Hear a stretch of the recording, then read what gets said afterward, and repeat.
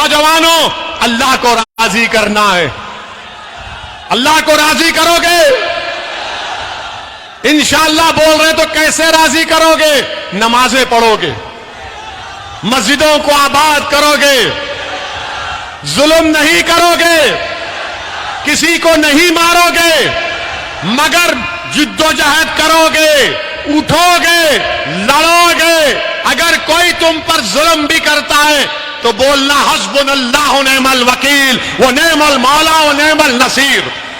हिम्मत मत हारो नौजवानों, मायूस मत हो। किसी की जिंदगी का भरोसा नहीं है। मुझ पर, मेरी गाड़ी पर 6 गोलियां तो चल चुकी हैं। मुझे अपनी जिंदगी की हरगिज परवाह नहीं है, अल्लाह जानता है।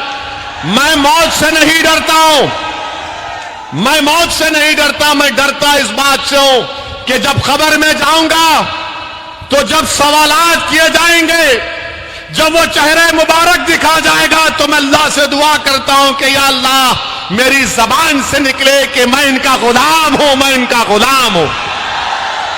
मुझे खौफ इस बात का है कि जब हिसाब किताब का दिन होगा, कहीं मेरे अमाल में कमी ना पड़ जाए।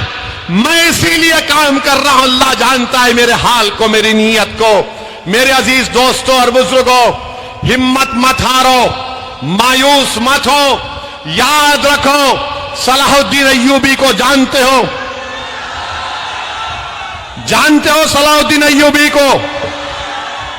तो सलाहुद्दीन अय्यूबी का वाकया कि सलाहुद्दीन अय्यूबी को आकर किसी ने कहा कि उस मस्जिद अक्सा और बैतुल मुकद्दस को हासिल करने के लिए दुश्मन की फौजें कश्तियों से आ रही हैं, हजारों की तादाद में। तो सलाहुद्दीन अय्यूबी परेशान हो गया। तो सलाहुद्दीन अय्यूबी रहमतुल्लाह अलैह ने रात में, रात के अंधेरे में तहज्जुद गुजारता सलाहुद्दीन अय्यूबी रहमतुल्लाह अलैह।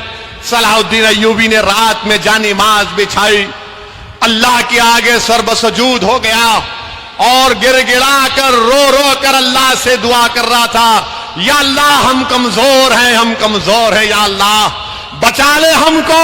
ये जो हजारों की तादाद में कश्तियां आ रही हैं, मुझे बर्बाद करने के लिए, अल्लाह तू बचा ले। रात भर सलाहुद्दीन अय्यूबी रोता रहा, सिसकियां लेता रहा।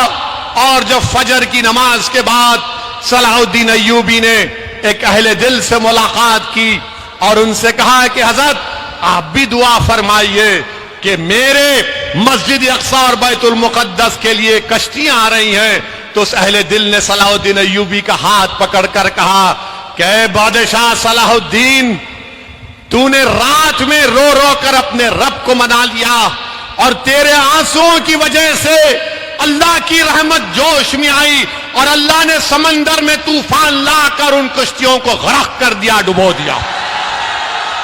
तो नौजवानों, अल्लाह को राजी करना है। अल्लाह को राजी करोगे? इंशाअल्लाह बोल रहे तो कैसे राजी करोगे? नमाजें पढ़ोगे, मस्जिदों को आबाद करोगे, जुल्म नहीं करोगे, किसी को नहीं मारोगे, मगर जिद्दोजहद करोगे, उठोगे, लड़ोगे। अगर कोई तुम पर जुल्म भी करता है तो बोलना हस्बुनल्लाह व निअमल वकील व निअमल मौला व निअमल नसीर। हिम्मत मत हारो नौजवानों, मायूस मत हो। अपनी लीडरशिप को बनाओ। एक वैक्यूम है इस पूरे भारत में, इस देश में, हमारे वतन अजीज के लिए हमने आजादी के लिए अपना सब कुछ कुर्बान किया, मगर आज हम आजादी के 75 साल मना रहे।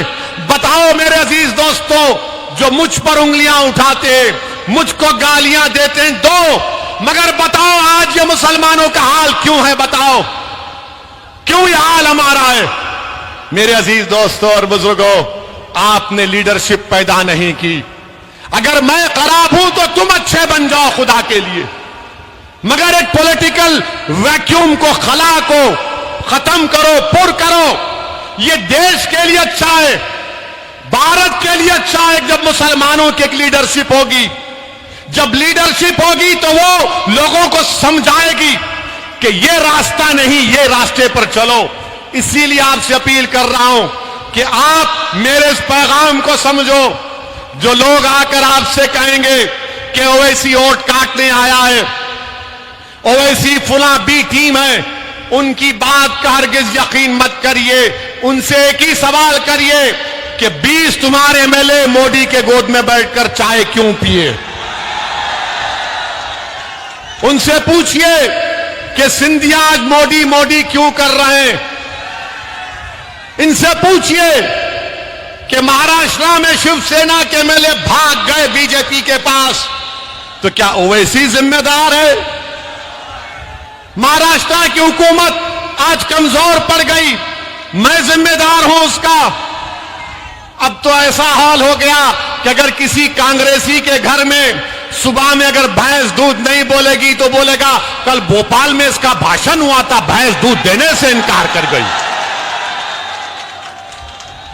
कल सुबह में मुर्गा बांग नहीं देगा 4 बजे तो कांग्रेसी बोलेगा अरे मुर्गा ने ओवैसी का भाषण सुन लिया। मेरे अजीज दोस्तों और बुजुर्गों, मेरी आपसे अदबन गुजारिश है कि आप अपनी सियासी ताकत को मजबूत करिए और हम पूरी ताकत के साथ एक दूसरे का बल्कि वतन को मजबूत करना है। मेरे अजीज दोस्तों, नौजवानों, अपने हिम्मत और हौसले को बुलंद रखो, मजलिस को मजबूत करो, वोट डालो, नुमाइंदों को कामयाब करो। एक सियासी सफर का आगाज मैं अल्लाह की जात पर हम सब लोग तवक्कल करके आपके भरोसे पर मध्य प्रदेश में अपने सियासी सफर का आगाज कर रहे हैं। मेरी आपसे गुजारिश है कि आप इसमें साथ दीजिए। नौजवानों, जिनकी उम्र 20-22 साल है, तुम जब से पैदा हुए तुम भाजपा की सरकार देख रहे हो। मैं तुमसे वादा कर रहा हूं कि तुम मजलिस का साथ दो। तुम देखोगे कि आने वाले सालों में भाजपा मध्य प्रदेश में सत्ता में नहीं रहेगी इंशाअल्लाह ताला। क्या आप ये काम करेंगे? क्या आप मजलिस का साथ देंगे? सिर्फ